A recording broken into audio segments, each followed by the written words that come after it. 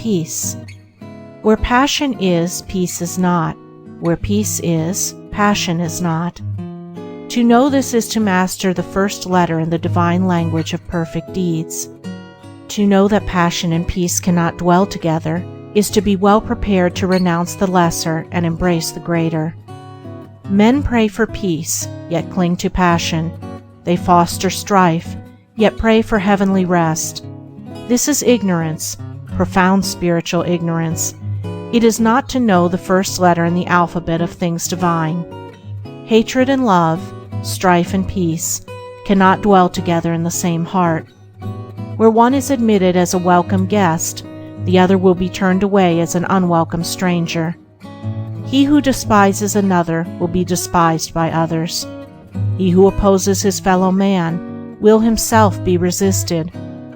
He should not be surprised and mourn that men are divided. He should know that he is propagating strife. He should understand his lack of peace. He is brave who conquers another, but he who conquers himself is supremely noble.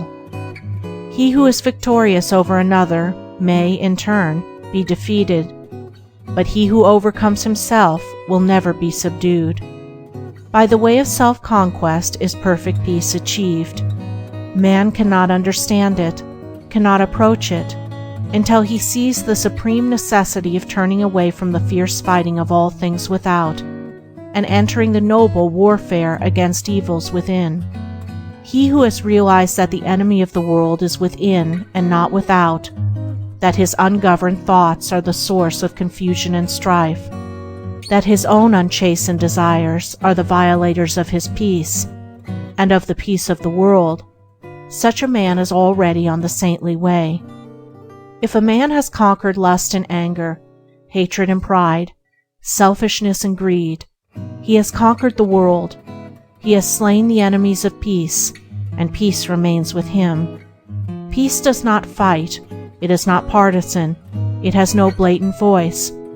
The triumph of peace is an unassailable silence.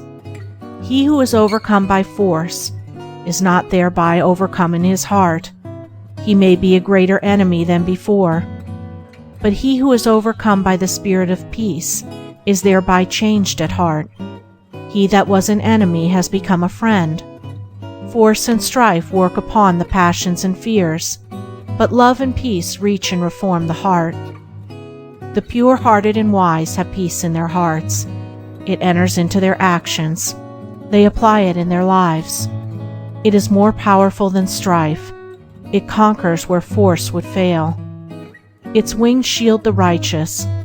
Under its protection, the harmless are not harmed. It affords a secure shelter from the heat of selfish struggle. It is the refuge for the defeated, a tent for the lost, and a temple for the pure. Where peace is practiced and possessed and known, then sin and remorse, grasping and disappointment, craving and temptation, desiring and grieving, all the turbulence and torment of the mind, are left behind in the dark sphere of the self to which they belong, and beyond which they cannot go.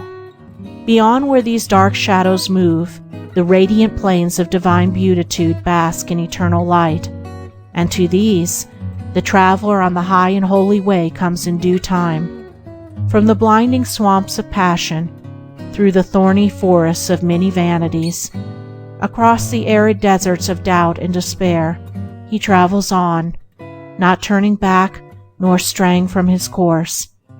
He ever moves toward his sublime destination, until at last he comes, a humble and lowly, yet strong and radiant conqueror, to the beautiful city of peace.